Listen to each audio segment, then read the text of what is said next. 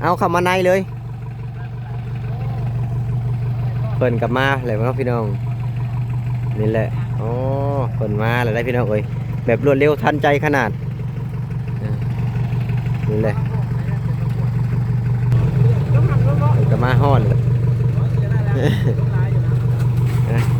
คนละกระเทิดคนลายก็ห้ามบ้านแถวนี้บ่ได้บ่แถวนี้นะฮะ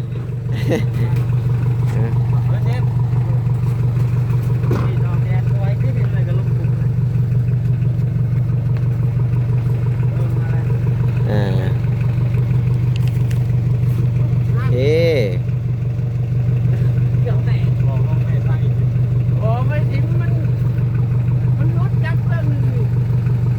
คนงานเพิ่นก็หลายคนอีหลีเนาะโอ้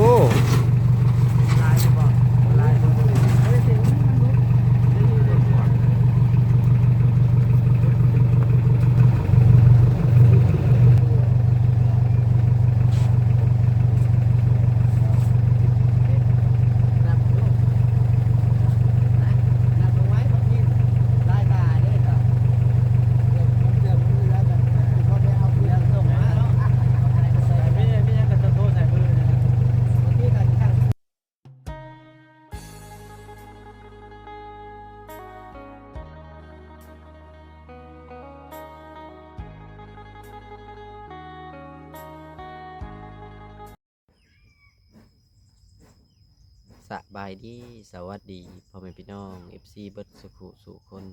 ว่าจะเป็นฝั่งไทยฝั่งลาวหรือว่าจะเป็นทางต่างประเทศก็ยินดีต้อนรับเข้าสู่ช่อง YouTube เบาเอ็นสตูดิโอหรือว่า Facebook แฟนเพจเบาเอ็นอีกแล้วเนาะพี่น้องเนาะซึ่งเปิดภาพมาตอนนี้ก็ยังอยู่บ้านของไอซิงเพิ่นอีกคือเก่าเนาะซึ่งเมื่อเช้านี้เบาเอ็นเข้ามาก็ได้ไปอัปเดตให้พ่อแม่พี่น้อง FC เบิ่งการเข้าหน้าต่างหรือว่าบ้านประตูของไอซิงอะไรเนาะพี่น้องเนาะหลังจากที่บ้านเพิ่นเสร็จสิ้นเนาะทางสร้างเพิ่นก็มาลงมือใส่บานประตูแล้วก็หน้าต่างเนาะพี่น้องเนาะหลังจากที่เพิ่นใส่แล้วเพิ่นก็จะทาสีสแลกเนาะพี่น้องให้มันงามให้มันเป็นสีไม้อะไรเนาะพี่น้องเนาะแล้วก็หลายๆคนก็อยากให้ต่อเติมด้านหน้าให้เพิ่นเนาะพี่น้องเนาะก็คือต่อเติมด้านหน้าเนี่ยก็มันก็เอาเรื่องงบประมาณอะไรนะพี่น้องเนาะก็คืองบประมาณทางแม่เพิ่นก็วางแผนไว้แล้วว่าจะเทพื้นให้เพิ่นเพราะว่าเพิ่นก็อยู่คนเดียวนะพี่น้องก็เลยเห็นแบบว่าเรียบง่ายเนาะแต่ว่าเขาจะเห็นด้านหน้าออกไปนี่มันก็ขั้นต่ำกันแผ่นกับ20 แผ่นแล้วก็ตรงอีกนะพี่น้องเนาะ20 แผ่นก็ตกอยู่2 ล้านแล้วตรงกับอันละแสนไม่ได้นะพี่น้องตรงเนี่ยเพราะมันเป็นตัวใหญ่ไม่48อันละแสนเนาะก็เบิดลายเติบเนาะอันนี้ปูให้กับแบบว่านี่เลยปูนหาสอบอันสมมติว่าหาสอบละ80กับหาสอบ8 แสนนะพี่น้องมันก็ลดลงมาอีกแล้วเนาะประมาณนี้นะพี่น้องถ้าว่ามีผู้ใดอยากสมทบเข้ามากะทางเบอร์เอ็นก็ยินดีเด้อพี่น้องที่ต่อเติมทางหน้าเพิ่นแล้วก็จะไปแจ้งแม่เพิ่นขึ้นถ้าว่ามีคนสมทบเข้ามาว่ามีผู้ใหญ่ใจดีจะต่อออกระเบียงหน้าเพิ่นทางแม่เพิ่นก็อาจจะเปลี่ยนใจให้ผู้อื่นเฮ็ดแทนนะพี่น้องเนาะแบบว่าให้ผู้อื่นต่อระเบียงให้เนาะก็คืองบประมาณทางแม่เพิ่นก็มีแต่ว่าเทปูนอะไรนะพี่น้องเนาะคือตอนนี้บอยเอ็นก็ได้ท่าเพิ่นมาส่งท่อห้องน้ำให้เบาซิงเนาะเพราะว่าเงินจำนวนที่ยังเหลือนำเบาเอ็นนี่ 2,000 บาทผู้ใหญ่ใจดีหรือว่าคนที่ฝากเงินมานี่แหละถ้าว่าบ่ได้สมทบแล้วเพิ่นให้เบาเอ็นไปสั่งท่อห้องน้ำมาไว้เพิ่นพี่น้องเนาะเบาเอ็นก็ทำตามจุดประสงค์เพิ่นพี่น้องหรือว่าทำตามเจ้าของเงินอะไรนะพี่น้องเอาก็แบบว่าเฮ็ดทำตามผู้ใหญ่ทุกขั้นตอนเนาะพี่น้องบ่แม่นว่าเอาเฮ็ดไปเองจังซั่นจังซี่เนาะเอาเฮ็ดตามคำสั่งเพิ่นเฮ็ดทางใดเอาเฮ็ดแบบนั้นเนาะพี่น้องเนาะก็ประมาณนี้แหละพี่น้องก็มีแต่ว่ารอท่าถ้าเพิ่นมาก็จะไปอัปเดตให้พ่อแม่พี่น้อง FC เบิ่งอะไรนะพี่น้องก็คือเงินก็มีแต่แค่ว่าซื้อท่อมาซื่อๆเนาะพี่น้องหรือว่าการเฮ็ดโตห้องน้ำหรือเฮ็ดห้องน้ำก็ยังบ่ทันมีเด้อพี่น้องถ้าว่าคนใดอยากสมทบก็ยินดีสิเป็นสะพานบุญให้พ่อแม่พี่น้อง FC เบิดสุขสู่คนอะไรนะพี่น้องเนาะก็สั้นกะเพื่อเป็นการซักษาเสียเวลากะไปอัปเดตพ่อแม่พี่น้องกำลังจากที่บ้านเสร็จสิ้นเนาะพี่น้องหรือว่าสร้างเพิ่นใส่ประตูเสร็จสิ้นอะไรกับพอดีว่าทางบ่เอ็นน่ะสั่งท่อห้องน้ำมาให้เพิ่นเอาเข้ามาในเลยเพิ่นกลับมาเลยเนาะพี่น้องนี่แหละอ๋อเพิ่นมาแล้วได้พี่น้องเอ้ยแบบรวดเร็วทันใจขนาด นี่เลยเพิ่นก็มาฮอดได้พี่น้องเอ้ยแบบไวขนาดเนาะอ๋อนี่แหละเพิ่นมาฮอดเลยได้มีอยู่จกเอาเสียลงบ่หรือว่าถอยหลังได้บ่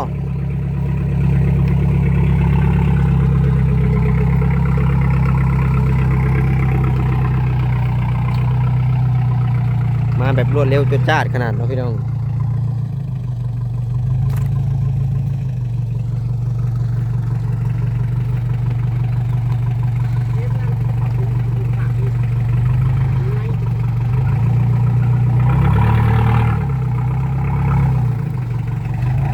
เอารถมันก็มาเลยยึบยึบยึบ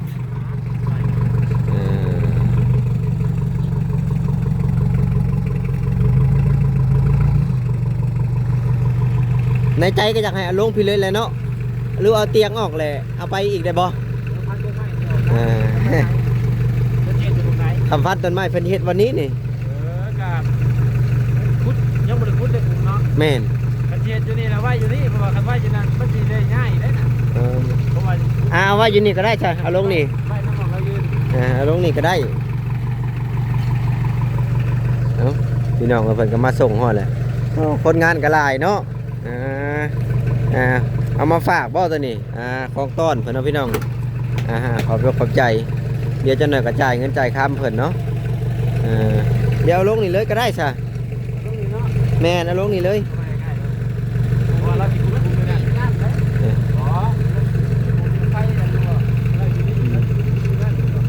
กับคุณคุมที่ยับไปทางนาโพเลแถวนาโพเลผมเอาลงนี่ก็ได้เพราะว่าเฮาก็จะพูดแถวนี่แหละนี่แถวโซนแถวนี่แหละ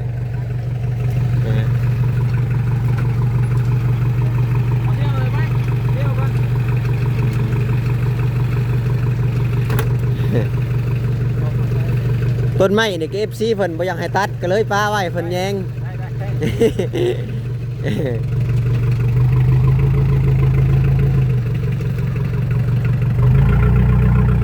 เจ้าของบ้านเพิ่นก็นี่นั่งยืนแยงอยู่นะพี่น้องได้ชั้นนี้ก็เอาชั้นนี้แหละมันกีดเข้าไปในแล้วก็ได้เอาก้นเข้าว่าเรายันมันบ่ขึ้นเอาลงนี่ก็ได้ลงนี่ก็ได้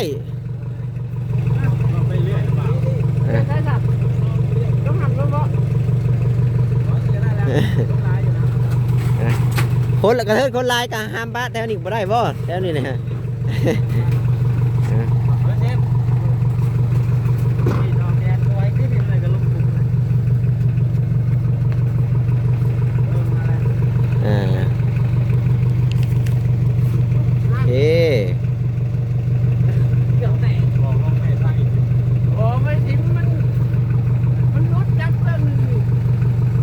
คนงานเพิ่นก็หลายคนอีหลีเนาะโอ้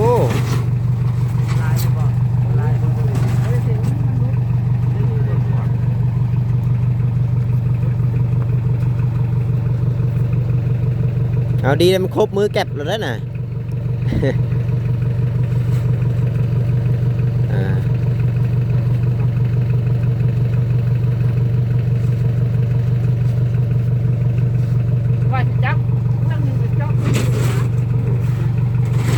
เลือดกับงามห้องน้ำกับมีแล้วบ้านป้าโตโคตรโพบ่าวสิ่งมีแต่ให้เพิ่นดูแลเอาแหละบ้านนี่เอาลงกับตั้มก็ได้บ่จะเป็นเอาขึ้นชูงมันจะก็ได้ผู้ห้ามลงมันจะลงบ่ได้เนาะอันนี้ก็ทำตามใจ FC เด้อพี่น้องกีดกับบ่ได้เอาออกได้ให้เพิ่นไว้แย้งนี่แหละนี่ เอาไว้ให้มันท่วมบ้านบ่าวสิ่งเนาะพี่น้องต้นไม้เพิ่นต้นนั้นก็บ่ได้ตัดออกตัวนี้กับบริตัดออกเพิ่นบ่ยองเพิ่นยันช่างเพิ่นนักเพิ่นเป็นช่างนี่นักแล้วต้องใช้คนหลายแม่นแล้วเพราะว่าถ้าเฮ็ดกับเพิ่นเป็นคนเฮ็ดเด้ก็จัดแจงให้เพิ่นเด้อถ้ามีงบประมาณต่อกับเจ้าจะได้เฮ็ดคือเก่านั่นแหละ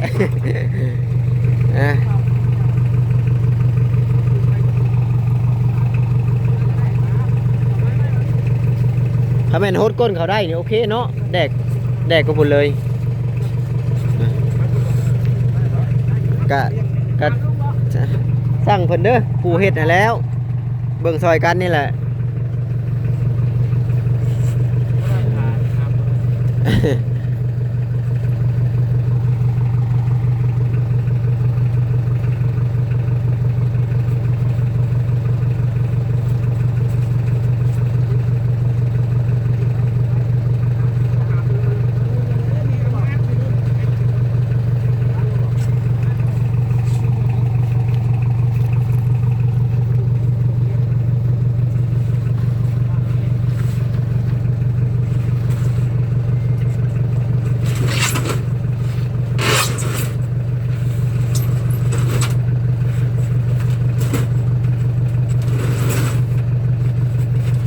เพิ่นก็มาส่งไว้อยู่เนาะเพิ่นอยู่ในบ้านในพักขยะนี้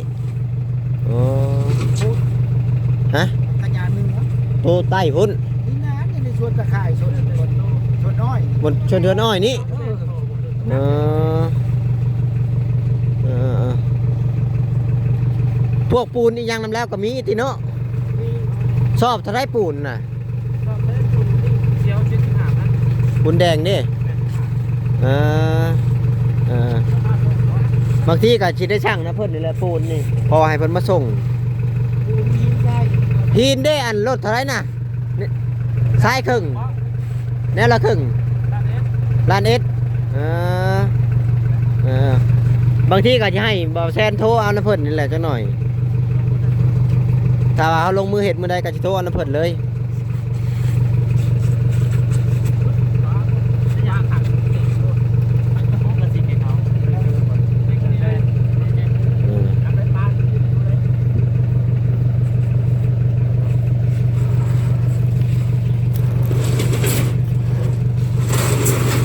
เอาตอนสุดท้ายเลยบาทนี้น้องพี่น้องเพื่อนชานกันแล้วเลยแล้วก็นี่กับมาแล้วได้พี่น้องเลย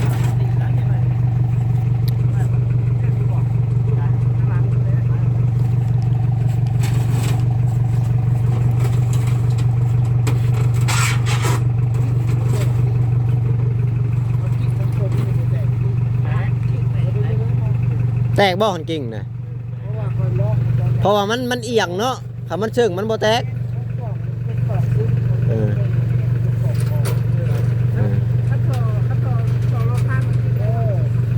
เอาตอนนี้เพิ่นก็แล้วเนาะพี่น้องเนาะก็มีแต่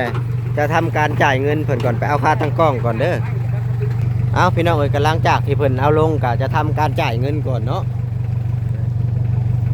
ให้พ่อแม่พี่น้องให้เบิ่งบินนำกันเด้อพี่น้อง1,100,000 กีบพี่น้อง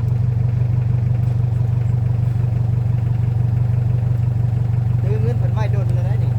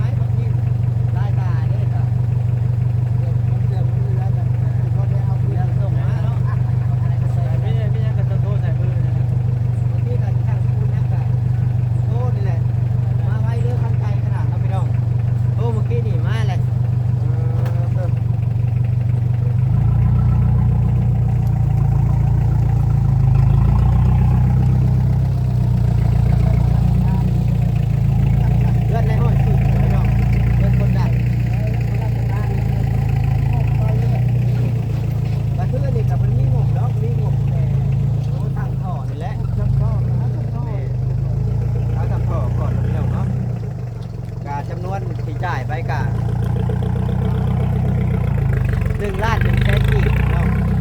แต่การยังเรือเงินน้ำเมาแอนอยู่ตอนนี้น่ะ200,000 กับ 32 มัดกีบเนาะพี่น้องแต่ก็ได้จ่ายเพิ่นเฮ็ดกินไปที่เรียบร้อยเนาะพี่น้องเบิ่งน้ำกันนี่แหละนี่1,100,000ยังเรือเงินน้ำเมาแอนนี่232 มัดกีบเนาะ เงิน 2,000 บาทอะไรเนาะพี่น้องเฮาก็ทำตามจุดประสงค์ที่ผู้ใหญ่เพิ่นมอบหมายหรือว่าผู้ใหญ่เพิ่นวางแผนหลังจากที่แบบว่าบ่ได้สมทบตัวนี้เนาะพี่น้องเพิ่นก็แบบว่าเจ้าของเงินเพิ่นก็ว่าให้ค่อยนี่หรือว่าให้บ่แอนนี่ก็เอาสั่งอันนี้มาให้เพิ่นนี่นะพี่น้องเพิ่นก็มาไว้ทันใจได้โทรเมื่อกี้นี่ประมาณชั่วโมงหนึงได้บ่พอบ่ฮอดเนาะนี่เลยก็เอามากะ6ทอดนะพี่น้องที่แรกๆว่าเดี๋ยว4ทอดเบิ่งเพราะว่าคือน้อยเกินไปนะ มันบ่ถึงสูตรนะ มันบ่ถึกสูตรทางพ่อเพิ่นว่าหรือว่าทางสร้างเพิ่นว่านี่แหละก็เลย สิ นะ ก่อนมีหยังเรียนกันเลยสิ แม่ก็ เอ เลย อ นี่แหละ พอดีกระเทินไล่ เอามาฮกบัดนี้เนาะพี่น้องก็มีแต่ว่าถ้ามีงบประมาณเฮาก็จะเฮ็ดให้เพิ่นเลยเนาะพี่น้อง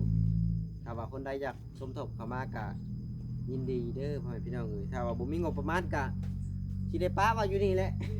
คือกบไปบ่สิเรียกต่อ ก็มีแต่ว่าให้เพิ่นเลี้ยงปูเลี้ยงปลาไปเถอะเลยเนาะพี่น้องเนาะ แล้วเอากบมาปล่อยได้ ปล่อยกบปล่อยอึ่งใช่นี่แหละเนาะถ้าว่าบ่มีงบประมาณว่าซั่นซะก็ตั้งว่าหยอกพ่อแม่พี่น้อง FC นำแน่ก็ถ้าว่าได้มาประสิก็อาจจะมีคนสมทบเข้ามาเรื่อยๆแหล้วพี่น้องเนาะในเมื่อมันมีประสิก็บางทีผู้ใหญ่ใจดีคนที่เพิ่นยังเบิ่งอยู่ถ้าว่าขาดเหลืออีหยังเพิ่นอยากสมทบเข้ามาก็มีเนาะพี่น้องเพราะว่าตอนนี้เพิ่นก็ยังเบิ่งผลงานอยู่ว่าไปฮอดไสให้แหละเนาะพี่น้องบางทีเพิ่นยังผู้ใหญ่เพิ่นยังบ่ได้สตาร์ทเครื่องนะเพิ่นยังบ่ได้เอาความเห็นให้เนาะพี่น้องเนาะเพิ่นยังเบิ่งอยู่ว่าฮอดไสนะถือว่าโอเคแล้วสำหรับน้องพี่น้องแล้วก็ปูนเนาะพี่น้องจะอธิบายเรื่องปูนนี่สอบละ75ปูนเขียวกาสร้างเนาะพี่น้องปูนแดงสอบละ85แล้วก็ทรายนี่แนวละครึ่งนี่ล้านเอ็ดนะพี่น้องเนาะล้านเอ็ดสำคัญเกือบเลยกับซื้อท่อนี่แหละเนาะพี่น้องเนาะเอาก็ประมาณนี้แหละพี่น้องเพิ่นก็มาส่งแล้วจำนวนเงินที่เหลืออันนี้ก็จะเอาไปซื้อในหมักถั่วนะพี่น้องแม่เพิ่นสั่งบอกเอ็นไว้แล้วนะหมักถั่วในหมักในหมักแตงอะไรมาให้บ่ซิงปลูกหลังจากนี้เพิ่นก็มีน้ำในเลยได้นะพี่น้องก็หลังจากนั้นก็ให้เพิ่นขุดคู่นะพี่น้องขุดคู่เป็นแถวปลูกพอยามนี้ถ้าว่าเฮาบ่ขุดคู่น่ะมันสิบวมยามฝนนะพี่น้องเนาะก็มีแต่ว่าขุดคู่นี่แหละให้เพิ่นปลูกเป็นแถวนะพี่น้องอาศัยมายามเพิ่นเถอะหน้าหรือว่ามาเถอะหน้าพอได้ปิดหมักถั่วเมื่อตับเนาะก็บ่ฮู้ว่าเพิ่นสิให้หรือบ่เนาะพี่น้อง ถ้าบ่ให้บ่เอ็นก็สิหลักดึงถ้าบ่ให้ก็สิหลักดึงห่างมันโย่เนาะพี่น้องให้มันเหี่ยวว้าวบ่สิแล้วเขายิ้มเป้ยได้ทางหน้าพุ่นก็มีแต่ว่าหลังจากนี้เนาะพี่น้องก็มีแต่ว่าสิให้ลาวนี่คนดินไปเลยเนาะพี่น้องนี่ก็จะมีบ่พอน่ะล้อบ่มีล้อ เอิ้นว่าบ่มีแล้วมันที เรามีคนบ่มีล้อก็มีแต่ว่าให้เป็นค่อยคนเนาะพี่น้องคนบ่อนที่มันโน่นๆนี่แหละก็ลงไปใส่หั่นแล้วเทเพิ่นเนาะพี่น้องเนาะเพราะว่าจะให้เพิ่นตั้งคืนตั้งพายอยู่นี่แหละเนาะพี่น้องใส่มันสะดวกสบายเฮ็ดไปสิก็เรียบง่ายแล้วเพราะว่าเพิ่นก็มีเตียงแล้วเด้บ่จำเป็นต้องต่อระเบียงดอกเรียบง่ายเพิ่นก็อยู่ตัวคนเดียวซำนี้ก็ถือว่าสุดๆแล้วได้พี่น้องได้ซำนี้ก็บ่แม่น ของง่ายๆ เตียงมากับ3หน่วยบ่ได้นั่ง แม่และเอาเตียงมาก็นั่งบ่เฮาเทพื้นพี่น้องกินข้าวกินน้ำ ทั้งเจ้ามากอะนั่งได้เรื่อง บ่ได้นั่งเลยเด้เนาะ 3หน่วย กินข้าวแล้วก็ลงมากินอยู่นี่ก็ได้นอนเย็นอยู่ระเบียงนี่ก็ถือว่าโอเคแล้วพี่น้องซำนี้ก็ได้ ร้อนแล้วก็ลุกเข้าตารางมันก็ได้ แม่นเตียงอันนี้เข้าตารางมันก็วิดคือกัน เอาไปนอนมันก็เย็นคักแล้วมัน แม่ มี นแม่นอันนี้มันยังว่าฮอดโลซิ่งอะนะเอาไปพื้นก็พอแมตตายเลยเด้แมต40แล้วพี่น้องเรือเทิงๆก็ถือว่านอนได้นั่นแหละเพราะว่าตอนนี้ทางสร้างเพิ่นก็นี่เด้ทำการทาสีสแลกได้พี่น้องเอ้ยเดี๋ยวจะให้เบิ่งเนาะพี่น้องเนาะหลังจากนั้นช่วงเย็นๆเนาะพี่น้องก็จะให้เบาซิ่งเรานี่แหละปล่อยคนดินบ่ได้ที่มันโน่นก็เอามาถมๆเนาะพี่น้องบ่ได้เทปูนเนาะประมาณนี้เนาะพี่น้องถ้าว่าคนใดอยากสมทบเนาะพี่น้องเข้ามาเรื่องการเฮ็ดห้องน้ำเพราะว่างบน้ำบ่แอนก็เบิดเท่านี้เนาะพี่น้องเนาะ 2,000 บาทก็ได้ตัวนี้เลยล้านเอสนะพี่น้องแล้วก็ยังเรียงเงิน232,000 บาทกีบนะพี่น้องนี่เลยอุปกรณ์ก็มาเป็นที่เรียบร้อยแล้ว